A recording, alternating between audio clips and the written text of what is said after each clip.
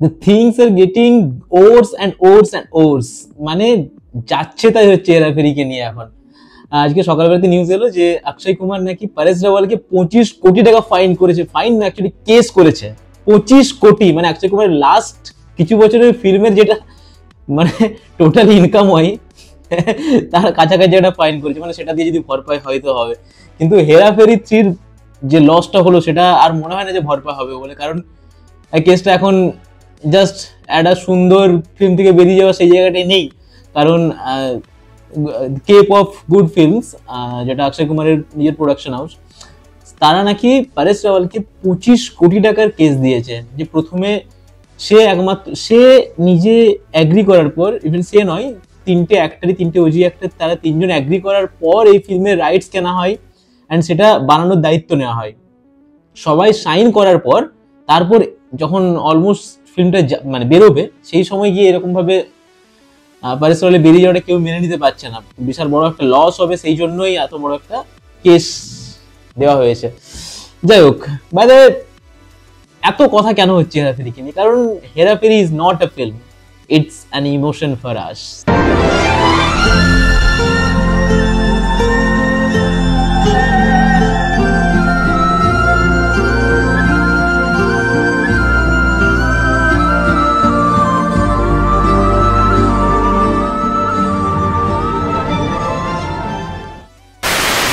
একটা তেপায়া টেবিলে 3টে পায়ের একটা যদি বাদ দিয়ে দেওয়া হয়, টেবিলে দাঁড়িয়ে থাকতে পারে না, অসম্ভব, পড়ে যাবে। একই রকম জিনিস হচ্ছে হেরাফেরি ফ্র্যাঞ্চাইজির সঙ্গে। বাবু ভাইয়া, রাজু, শ্যাম, এরা হচ্ছে ওই যে সুন্দর টেবিলটা, তার 3টে পায়া, তার কোনোটা যদি ছোট হয়ে যায় তাতেও টেবিলটা দাঁড়াবে না, কোনোটা যদি একটু বড় হয়ে যায় তাতেও টেবিলটা দাঁড়াবে না। তিনজনকে সমান লেন্থে রাখতে হবে, সমানভাবে স্ট্রং হতে হবে, সমানভাবে একই রকমভাবে তিনটেকে রাখতে হবে, তবেই সেটা স্ট্যান্ড করবে। তাদের একটা যদি বাদি দিয়ে দেওয়া হয় তাহলে কিন্তু এটা দুমড়ে পড়বে।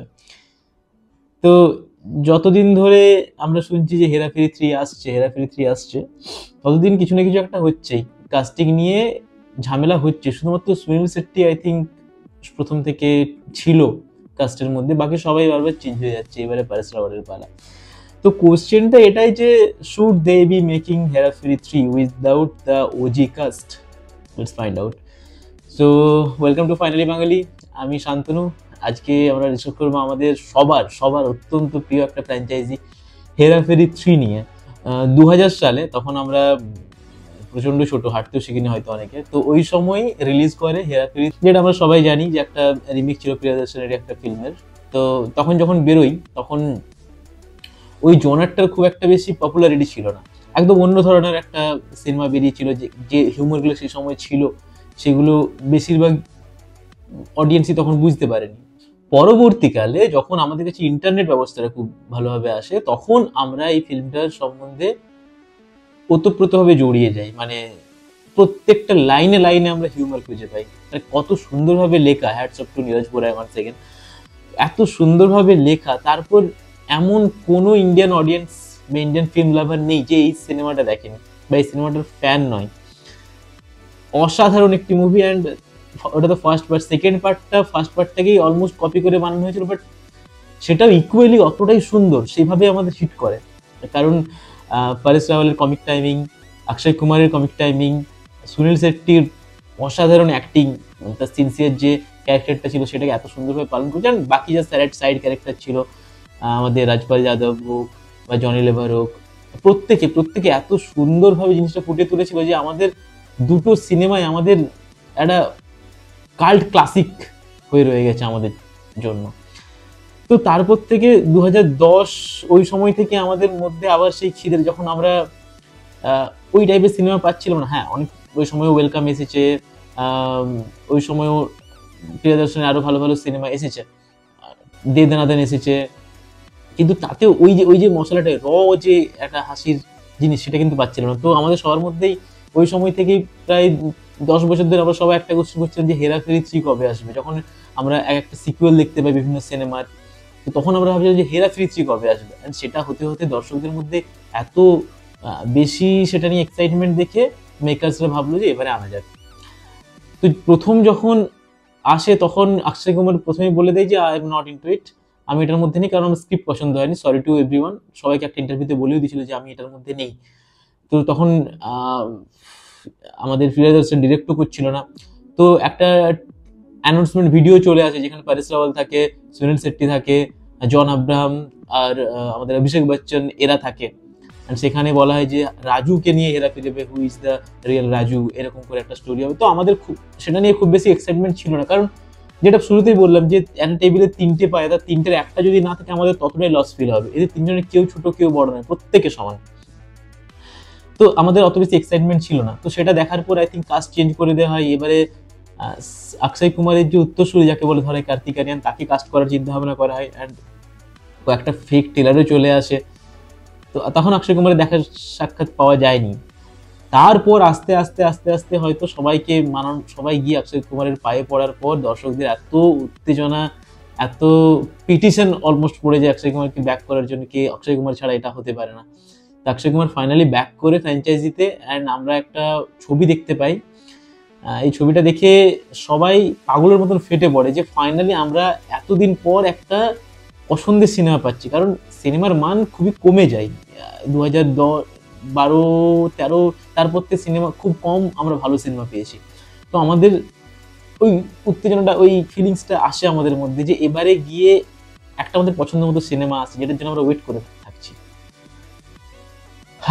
অ্যান্ড তারপর আরো বড় একটা নিউজ, সেটা হলো যে ফরাদ জামজিকে সরিয়ে প্রিয়দর্শন বলে যে আই উইল ডিরেক্ট। প্রথমে কথা ছিল যে প্রিয়দর্শন শুধু লিখবে, ফরাদ জামজি সেটা ডিরেক্ট করবে। বাট আমরা কেউই চাইছিলাম যে প্রিয়দর্শনই ঘুরে আসুক।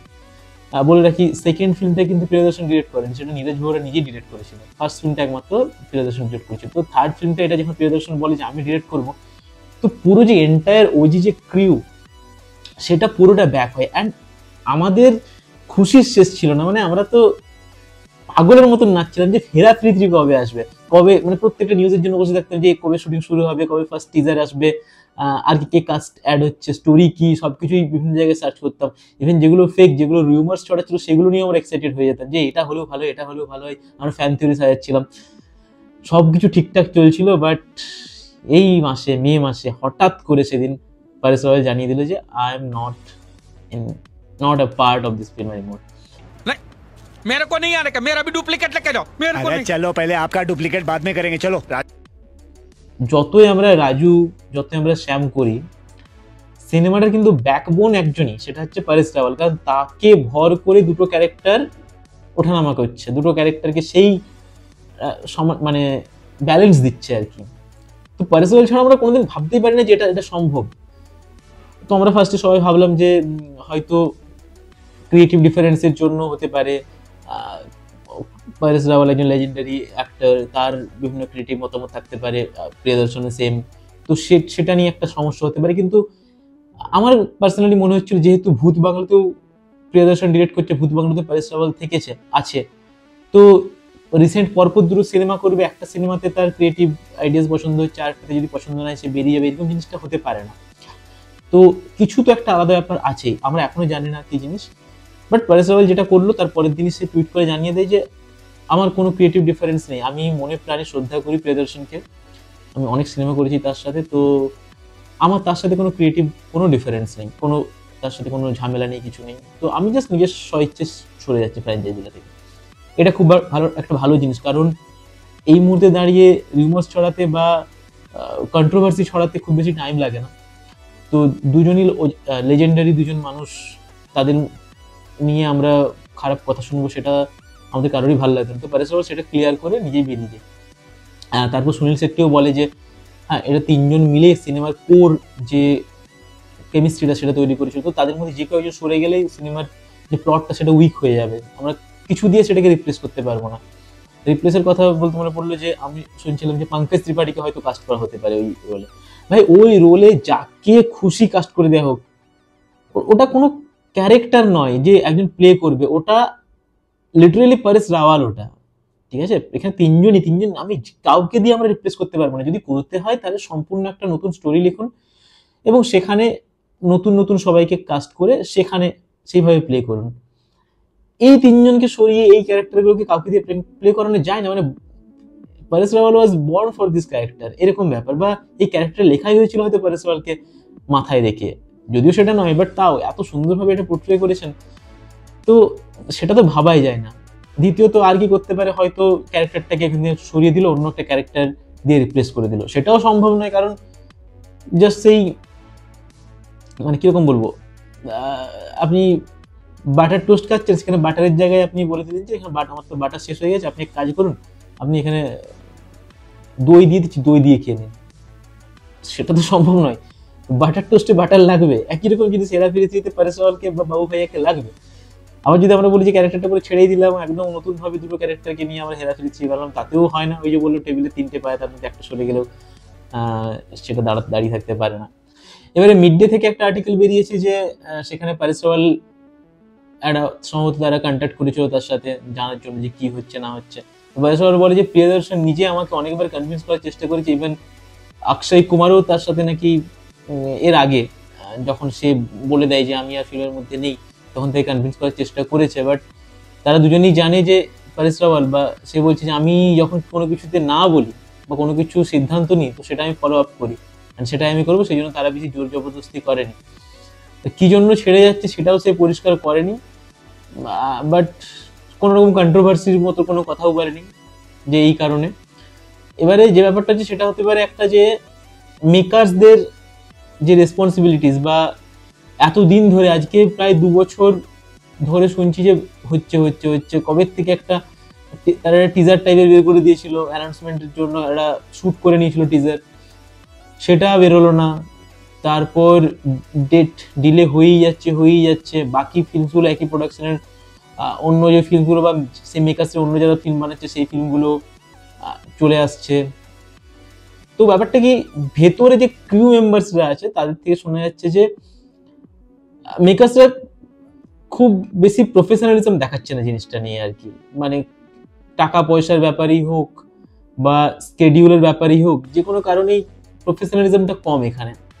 অ্যান্ড এটাও একটা রিজন হতে পারে যে যেখানে পরেশ রাওয়াল এত বড় একটা লেজেন্ড অ্যাক্টর, তার এইসব জিনিসগুলোই একটা নিজের খারাপ লাগতেই পারে, আর তো তার নিজেরও অনেক ফিল্মে সাইন করা আছে, এবারে ডেটসের সমস্যা হলে সেটাতেও তার বাকি ফিল্মগুলোতে প্রভাব পড়বে। তো এই সবগুলো একটা একটা রিজন হতে পারে।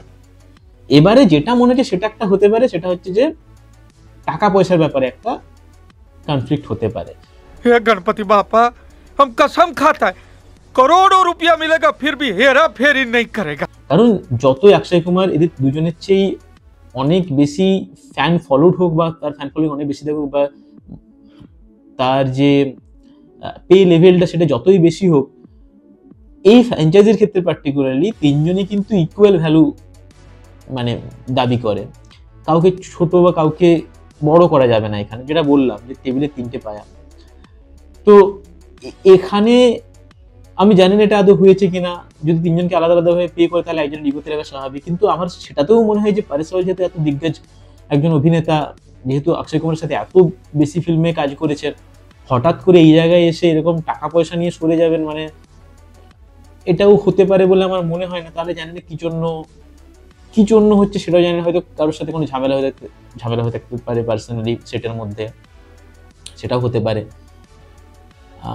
I don't know. তো আমার জাস্ট এটাই মনে হচ্ছে যে তাদের কি সত্যি এই ফিল্মটা বানানোর দরকার আছে, আর যদি তিনজনে না থাকে, আমার মনে হয় না। কারণ কিছু কিছু জিনিস হয় যেগুলো যেরকম সেরকমই ছেড়ে দেওয়া উচিত, সেগুলো নিয়ে নাড়াচাড়া করার দরকার নেই। মানে যদি না আমি সেই এসেন্সটা পাই, মানে আমি আগের দিন মাংস বানিয়েছিলাম রাত্রিবেলা দিয়ে, সেটা পরের দিন আমি টেস্ট ভালো হয়েছিল বলে পরের দিন আমি খাবো, তাহলে আমাকে সেটা সেইভাবেই জাস্ট গরম করে খাওয়া উচিত। এবার সেটাকে যদি আমি আবার জল ঢেলে নুন ঢেলে এই করে সেই করে আবার বানাতে চাই, তাহলে পুরো টেস্টে আলাদা চেঞ্জ হয়ে যাবে, নষ্ট হয়ে যাবে, সেটা করার উচিত না। যেটা যদি আমাদের একটা টেস্ট রাখতে হয় তাকে সেইভাবেই রাখা উচিত, সেইভাবেই ছেড়ে দেওয়া উচিত, বা যদি খেতে হয় তাহলে সেইভাবেই খাওয়া উচিত, একই রকম জিনিস দিয়ে, একই রকম ইনগ্রিডিয়েন্টস দিয়ে।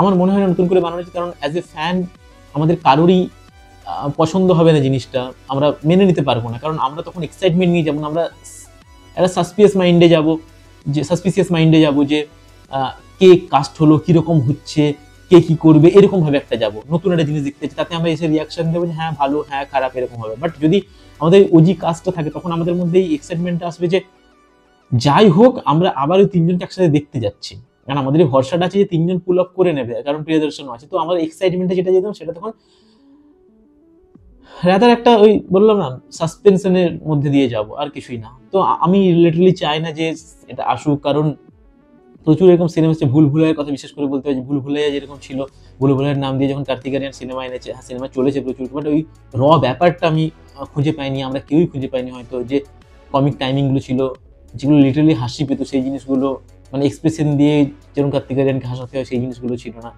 হঠাৎ হঠাৎ টুইস্ট অ্যান্ড টার্ন দিয়ে হাসাতে হয় সেই জিনিসগুলো ছিল না, মজা লাগাতে হয়। তো ওই ব্যাপারটা আমাদের মধ্যে হারিয়ে গেছে। তাও আবার ভুল ভুলাইয়াকে আলাদা করে রেখেছি ভুল ভুলাইয়া বাকি দুটো পার্ট থেকে, কারণ সেখানে অক্ষয় কুমার নেই, হয়তো থাকলে আমরা তখন কম্পেয়ার করতে পারতাম, আমরা কম্পেয়ার করি না। কিন্তু তাতেও আমার মনে হয় যে যেগুলো ওজি ফ্র্যাঞ্চাইজ সেগুলোকে আলাদা করে ছেড়ে দেওয়া উচিত, যদি না আমরা পার্টিকুলারলি সেই কাজটা পাচ্ছি। এখানেও সেম জিনিস বলবো, বাট এই জিনিসটা ছেড়ে দিলেও আমাদের চলবে না এই আশাটাও, যে অক্ষয় কুমারও কিন্তু শুরুতে পার্ট ছিল না, বাট তারপরে ফিরে এসেছে।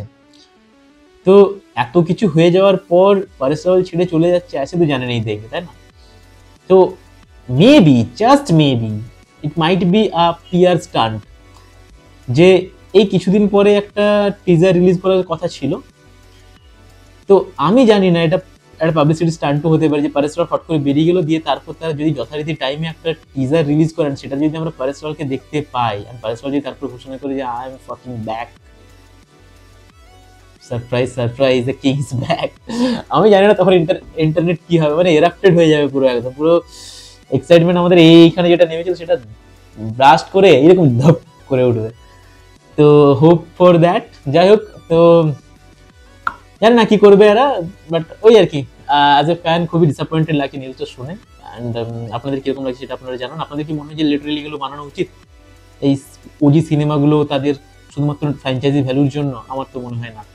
আপনারা আমাদের মতামত কমেন্টসে জানান। আমি ছিলাম শান্তনু আপনাদের সাথে, আপনারা দেখছিলেন ফাইনালি বাঙালি। নমস্কার।